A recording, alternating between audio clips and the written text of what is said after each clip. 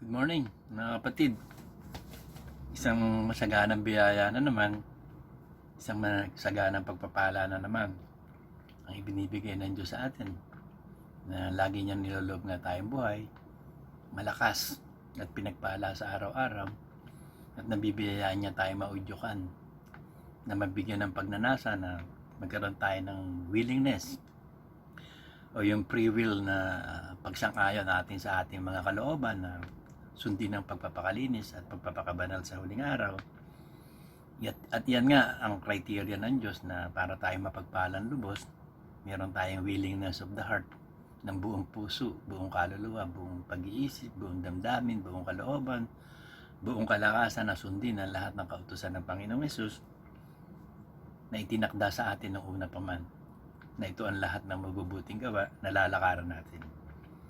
At meron nga siyang sinasabing masaganang pagpapalang ibibigay sa atin kung ang malayang pagpapasyang ito ay gagamitin natin na loobin natin talaga dito sa lupa ang kalooban ng Diyos sa langit. At ang masaganang biyaya at protection lagi ibibigay sa atin ng Diyos. At yan nga ang mensahe sa atin ng Panginoong Hesus, willingness to obey. Yung kusang loob na pagsunod sa kalooban niya. At may sinasabi siya sa James 1:25 ang ganito.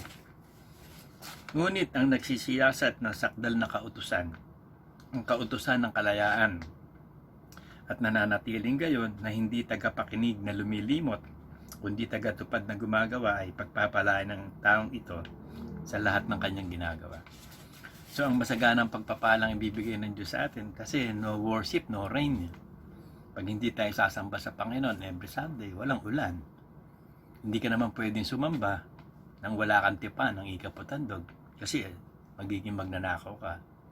Hindi naman pwedeng magpalaan Diyos sa magnanakaw, kaya yun ang inalis niya sa atin. Inalis tayo sa sumpa at ibinigay na dekreto sa atin yun, yung tipan ng sakripisyo.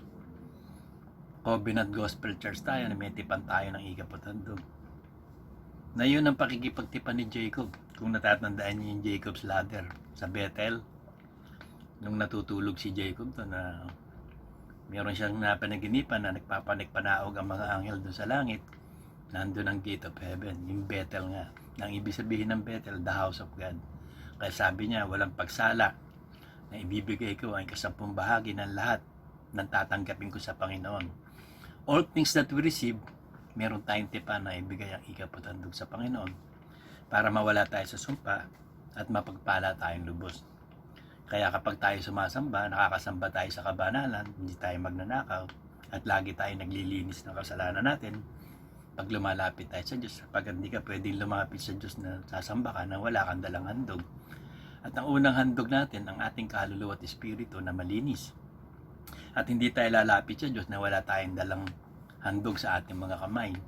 Kaya yun nga, may mga namamatay dito sa lupa na tumatanggap ng mga ikaputandog, pero doon sa langit may isang nabubuhay na saserdote natin magpakailanman na siyang tumatanggap ng mga ikaputandog natin. At ipinagpe-pray tayo ng Panginoong Hesus sa Ama na kalingain tayo nga na inalis tayo sa sumpa at pinagpapala tayo sa tuwing tayo sumasamba sa Espiritu at katotohanan at nakikipag-isa tayo ng in willingness sa Kanya sa mga pagkakaroon ng Ministry of Prayers every Thursday. Hindi naman compulsory yun eh. Yun lang meron talagang udyok ng Espiritu na sumama every Thursday. Pero ang wag natin pababayaan talaga yung mga pananambahan sa every Sunday kasi napakahalaga niyan eh. Yan ang hinahanap-hanap ng Ama, sabi sa John 4:23. Basahin natin yun.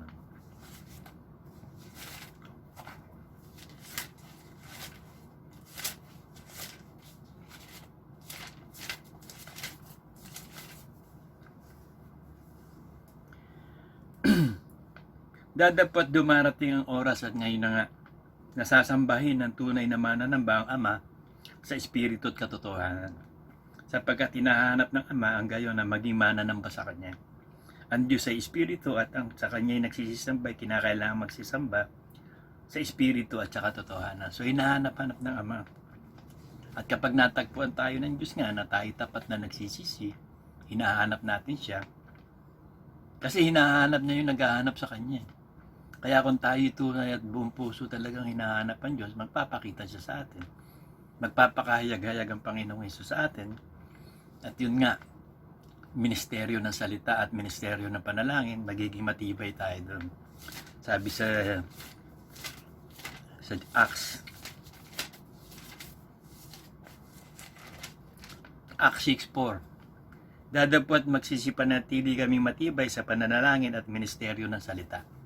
So matibay tayong tumutugon sa kalooban ng Diyos every Thursday at sa pagsamba na nakikinig tayo ng aral ng Panginoong Hesus sa ministeryo, pagmiministeryo ng Espiritu Santo na salita sa atin. Hindi natin pinababayaan. Kaya pinasasagana tayo ng Diyos sa lahat ng bagay. At meron siyang pangako doon na masaganang pagpapala sa Isaiah 1:18-19 pag magkukusa talaga tayo. Bukal sa puso natin gaganapin natin ang lahat ng kalooban ng Diyos. Magsiparito kayo ngayon at tayo magkatuwiranan, sabi ng Panginoon. Bagamat ang inyong mga kasalanan ay maging tila maputi, tila mapula, ay magiging mapuputi na parang nyebe. Bagamat maging mapulang gaya ng matingkad na pula, magiging parang balahibo ng tupa. At kung kayo magkusa at magmasunurin, kayo magsisikain ng buti ng lupain, the goodness of the land. So, ibig sabihin, bibigyan tayo ng kasaganaan ng Diyos sa lahat ng bagay. May nakasulat din dyan sa Proverbs 3:9 tungkol sa kasaganaan na yan. Sabi niya rito, parangalan mo ang Panginoon ng iyong tinatangkilik at ang mga unang bunga ng lahat mong ani, the first fruit of your harvest, or the tithes of your what you receive. Sa gayon, mapupuno ang iyong mga kamalig na sagana at ang iyong alilisan ay aapawan ng bagong alak. So may kasaganaan talaga kasi no worship, no rain talaga eh. And you cannot worship God in the beauty of holiness. Kailangan banal ka, matuwid ka, na alagad ka ng Panginoong Hesus. Payag kang maging alagad ng Panginoong Hesus at meron kang willingness na ipaagaw. Sabi sa Hebrews 10:34. Sapagkat kayo nahahabag sa mga may tanagala, tinanggap ninyo ng buong galak ang pagkaagaw ng inyong pag-aari. Palibhasa inyong nalalamang mayroon kayo sa inyong sarili na isang pag-aaring lalong mabutit tumatagal. So yung talagang long-lasting, yung everlasting na eternal na properties natin sa langit eh. Hindi dito sa lupa, iiwan natin lahat yan, aanin ba natin lahat yan? Mawawala lang lahat yan. Pero ang hindi mawawala, yung iniipon natin sa langit, yung lahat ng mabubuting gawa. Yung lahat ng idinikreto ng Panginoong Hesus sa ating apostol na ipinatutupad, kailangan maging alagad tayo ng Panginoong Hesus. Gagawin tayong alagad. Kaya sabi, turuan nyo silang sumunod eh. Sa lahat na at turuan nyo silang sumunod sa lahat na pinagut at gawin nyo silang mga alagad. So yun ang ginagawa eh, ng Diyos, gawin tayong alagad. At kung tunay naman tayong alagad, mananatili tayo sa salita ng Diyos. Sabi sa John 8:31.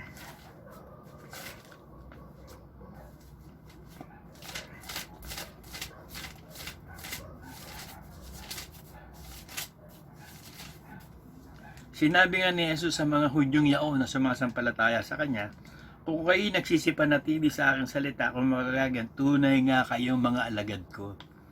So may mga Kristiyano na hindi tunay na alagad. Yung nananatili lang sa utos ng Panginoong Hesus, yung sumusunod lang talaga. Yung may commitment, yung kusang loob, sa puso niya talaga sumunod siya. Yun ang mga alagad ng Panginoong Hesus. Sabi sa Colossians 3:23.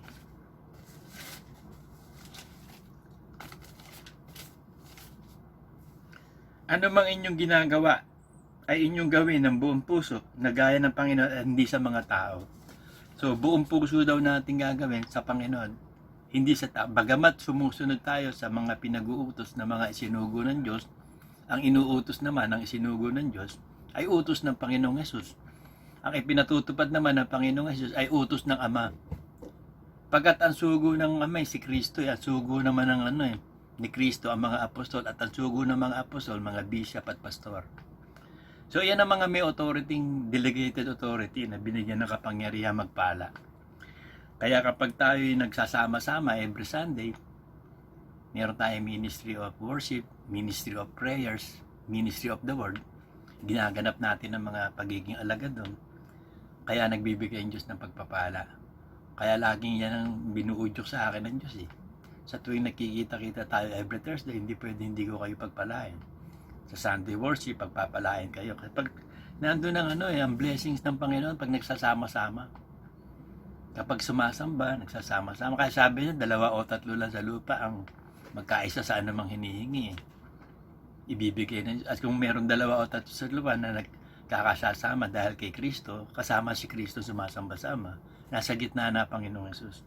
Kaya napakahalaga ng mga fellowship at nawa loobin na ng Diyos na makapag-worship na tayo physically. Nakakamiss na rin yun yung pagsamba natin sa Panginoon every Sunday worship sa Palatio Church.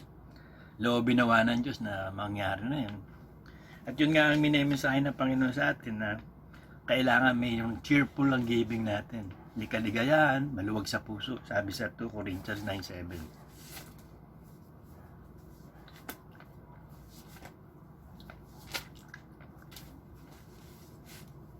Magbigay ang bawat isa-isa inyo ayon sa ipinasya ng kanyang puso. Huwag mabigat sa loob o dahil sa kailangan sapagkat iniibig ng Diyos ang nagbibigay ng masaya. So masaya ka talaga na ino-offering mo sa Diyos ang buhay mo, ang oras mo, pera mo, lahat-lahat mo. Lahat ng tinatangkilik mo. Ano ba tinatangkilik mo? Yung buhay mo, yung oras mo, yung pera mo, kaluluwa at espiritu mo. Lahat ng nasa iyo, tinatangkilik mo yan. Ino-offering natin siya at masaya ako sa loob. Yun yung sinabi niya kay Pilimon. Pilimon 1:14 yata yun. Tingnan natin. Kung Pilimon 1:14.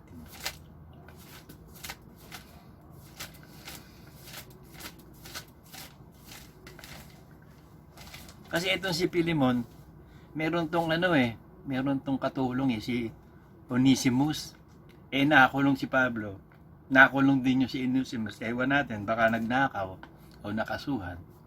Nando naging Kristiyano, naging alagad ni Pablo dun sa kulungan, may atraso sa kay Pilimon. Humingi siya ng pabor kay Pilimon, sabi niya, bagamat meron ka ring utang na loob sa akin, pero hindi ko pipiliting ibigay mo yon. Gusto ko na kusan loob mong ibigay yon. Hinihiling ko na si Onesimus nga palayain na rin. Eto sabi niya, dadapat kung wala kang pasya ay wala akong magagawang anuman. Upang ang iyong kabutihan loob ay huwag maging tila sa pangangailangan kundi sa sariling kalooban. So ito ang gusto ng Diyos, sariling kalooban natin to. Nang piliin mo na maging Kristiyano ka, nang piliin mo na tanggapin mo ang Panginoong Yesus, kusan loob mong pumapayag ka maging alagad ka. Maging alagad ka ng Panginoong Yesus, payag ka na lahat ng kalooban ng Ama, kalooban ni Kristo, gaganapin mo. Ibibilang mo na basura lang lahat ng bagay, makamit mo lang si Kristo. Kasi ganito ang nangyari kay Pablo sa Philippians 3:8. Ganito ang naging kalooban ni Pablo. Dahil sa matindi niyang pagsunod sa Panginoong Yesus, ibinilang niya lahat ng bagay, basura lang, makamit niya lang si Kristo. Bali wala na lahat kasi mayaman si Pablo Kaya sabi niya, you cannot serve two masters. You cannot serve God and riches You have to choose Ito sabi niya sa kasi si Pablo, milyonaryo yung mga magulang niya, milyonaryo siya Para siya yan Kumbaga, ikukumpara mo sa panahon natin, yung mga justices yan, abogado, judge. Hindi ka pwedeng abogado o judge o justices na hindi ka mayaman. Tinan mo lang si Corona, na nakawawang Corona, na wala namang kasalanan na pagkaisahan ni Noy. Ang yaman yan napakaraming lupain yan. Hindi ka pwedeng mag-aaral nung araw, lalo na nung panahon na yun, mag-aaral ka ng pariseo o saduseo na hindi ka mayaman. At saka kailangan talagang Roman citizen.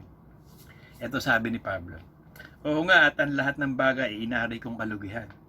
Dahil sa dakilang kagalingan ng pagkakilala kay Kristo Jesus na Panginoon ko, naalang-alang sa Kanya, tiniis ko ang kalugihan ng lahat ng mga bagay, inari kong suka lamang upang tamuhin ko si Kristo. Nagtiis si Pablo, tent maker na lang siya. Pag hindi siya tumatanggap ng ikaputundog, nagte-tent making siya. Kasi ang nagbibigay lang sa kanya ng tithe at offering ng mga Philippians Kaya pinagpala ng Panginoon ng mga taga-Pilipos. Yun ang sinasabi niya sa Pilipos 4:18 Ito sabi niya. Kasi yung iba, lalo sa Corinthians, hindi siya binibigyan ng ikaputundog. Mga yung taga-Corinto, mga karnal Kaya 2 letter ang naibigay dun 1 Corinthians, 2 Corinthians, napaka-karnal talaga. Sa Pilipinas, hindi siya talagang tinutulungan siya ng taga-Pilipinas. Ito sabi niya, Dadapuan mayroon ako ng lahat ng bagay. At sumasagana, ako'y busog, palibhasa tumanggap kay Epaprodito na mga bagay na galing sa inyo. Na isang samyo ng masarap na amoy, isang handog na kaaya-aya na lubhang nakakalugod sa Diyos, at pupunan ng aking Diyos ang bawat kailangan nyo ayon sa kanyang kayamanan sa kaluwalhatian kay Kristo Jesus. Ako'y busog, tumanggap sa inyo ng mga bagay na galing sa inyo. So ang mga Pilipos, napakabait kay Pablo. Nililinis pa nga ng mga taga-Pilipos ang sugat. Kasi may sugat si Pablo na hindi gumagaling eh. Nililinisan yon, tapos sinusuportahan siya ng mga pangangailangan. Pero pag napunta siya sa nagpipilgrimage eh, nagmi-missionary work siya, o pag wala siyang tinatanggap na ikapot handog, minsan nagugutom siya, nanilipasan ng gutom, hindi nagpa-fasting na lang siya. Pag kailangan talaga, nagte-tent making siya o may extra siya ng trabaho. So, ganun si Pablo, ganun siya ka-dedicated sa pagiging pinuno at pagiging Kristiyano. Kusang loob niya lahat, tinanggap lahat ng bagay. Excuse. At yun ang kalooban ng Diyos sa atin. Para tayo mapasagana, mapaunlad sa pananampalataya at sa lahat ng bagay. Kusang loob. Hindi tayo napupersa, masaya nating ginagawa ang pagiging Kristiyano. No regrets. Maligaya tayo sa pagiging Kristiyano natin. Masaya tayo. Naghihirap, nagtitiyaga ng pagsunod sa kalooban ng Diyos. Kaya mga kapatid, yan ang mensahe sa atin ng Panginoong Hesus, at pinagpapala ko kayong lahat sa lahat ng mga bagay, lalo na sa mga spiritual na bagay. Sumayin nyo masagana pagpapalang spiritual, sumayin nyo ang pagpapalang spirito ng kapahayagan, spirito ng karunungan, kaalaman at kaunawaan.